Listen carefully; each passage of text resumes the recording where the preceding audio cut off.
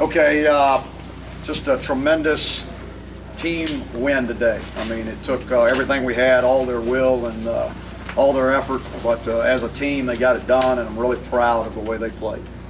Mark, just the thoughts and emotions being down 21-0, breaking this long streak, coming through with perhaps a victory that's as important as any. Yeah, first of all, you know, I think one is our team never panicked when we were down 21 points. I thought the offensive staff did a great job of just staying with the game plan. We continued to run the ball effectively, and that was the reason they were able to, to get those 2 touchdowns right before half, which were critical. You know, the streak. I mean, these guys. There was no streak with these guys. They had never lost in Atlanta. You know, so I mean, the 15 team has only been here one time, so that's the way we looked at it, and they got the job done. You know, so again, really proud of everything they did today. How about Marquise, the way he just kind of fought and battled through this thing? Yeah, he was a beast today. I mean, what do you have? 148 yards, 2 touchdowns, caught a touchdown. I mean, you know, he took a lot of criticism last week. Everybody questioned him, you know, out there on the outside, and you know, he did what he can do. You know, he came out and played and was determined to play well, and he did a great job. Larry, they scored touchdowns in the first 3 drives. I think they were held to 10 points over the last 7 possessions. What transpired there that enabled the defense? Well, you know, one thing, just listen to him at halftime. There was no panic. I mean, Gene, after the coach was talking, he talked to the players, said, "Hey, we're not really changing anything. You guys get off of blocks, do the job you're supposed to do."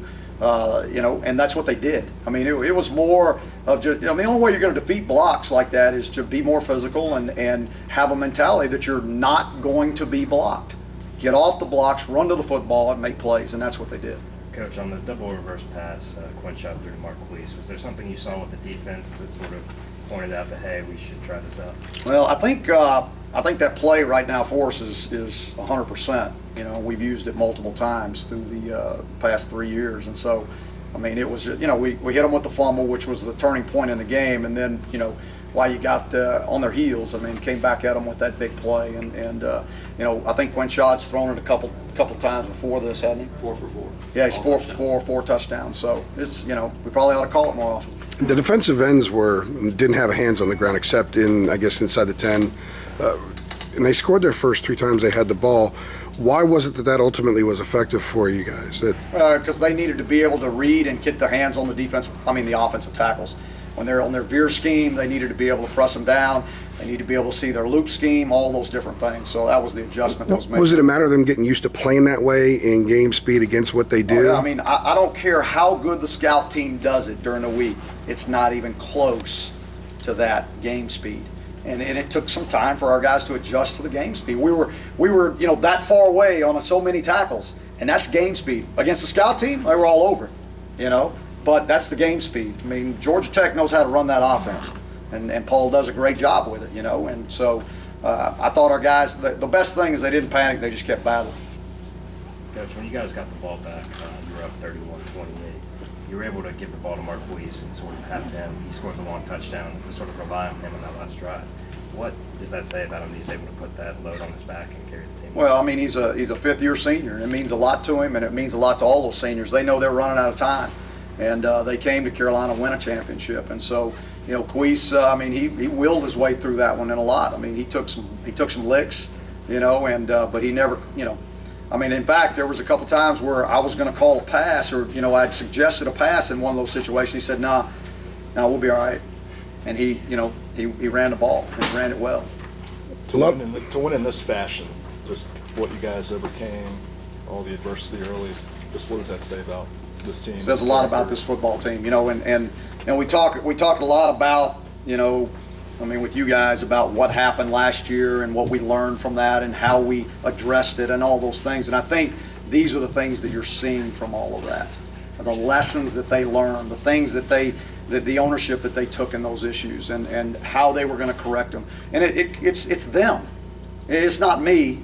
It's not the staff. You know, it's not the coaching. I assure you, it's our players. They're the guys that are getting it done. It'll always be the players. They're the ones that make it go. Does this feel to you like it could be a turning point, a program changer all those. I hope so. You know, I don't know if it's, you know, a turning point or us getting over the hump. You know, I mean, I think we've been going in the right direction, so I don't know that if we're turning, but I think maybe that gets us over the hump. You know, I think there's a lot of confidence in that locker room. They feel pretty good about themselves. Now they know we've still got a long way to go. But I'll tell you what they'll do is they'll come to work next week with the same attitude that they have every week, and that's one thing I can say about this team. Whether it was after South Carolina or any of the others, they all came to work the same way every day, and that says a lot about them. There were a variety of mistakes in special teams. How much of a concern is that for you? Oh, that's a major concern. I mean, you know what we think about special teams and how much of an emphasis that we put on it. I mean, so yeah, I'm really concerned. I'm concerned about the opening kickoff that we gave up. You know, they got it out to the 35. We had 2 shank punts. You know, I mean, we've got to do a much better job. You know, I don't know how many times they punted. How many?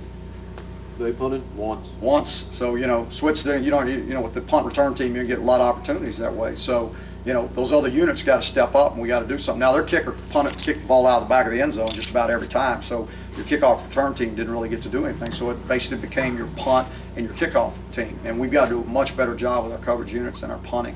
Was the change of punter a performance issue from Corbin to Hunter? Anytime we change people, it's a performance. Well, I didn't know if there was anything else going on there with him.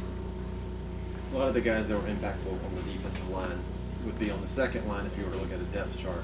Were there like Mikey, Jesse, Tyler Powell, what were their contributions? Yeah, I mean, first of all, I mean, I can't really tell you what everybody's contribution was during that kind of game. You know, I know that kind of game, it's nasty up front. You know, it's a lot of cutting, a lot of double teams, and a lot of veer blocking, and a lot of guys. You know, and you got to be one tough sucker in there if you're gonna be effective. And all those kids bought in to being nasty and physical up front for us to be successful. Case and Collins, very big game, especially second half.